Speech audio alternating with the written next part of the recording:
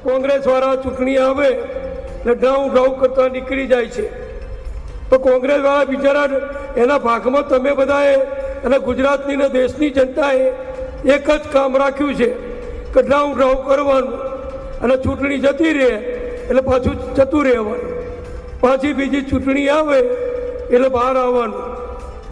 એમની battery charge થતી જ નથી, કારણ કે કોંગ્રેસ પોતે ડિસ્ચાર્જ થઈ ગઈ છે.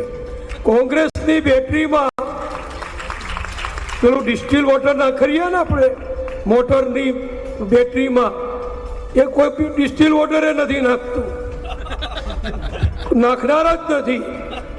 પેલો રાહુલ ગાંધી એને પોતાની બેટરીમાં કોક ડિસ્ટિલ વોટર નાખે તો ચાલે છે, બાકી એ બેટરી એ ડાઉન છે.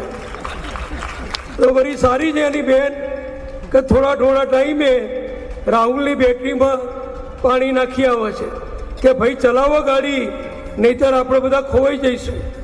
આ એક કોંગ્રેસની આજની હાલત છે.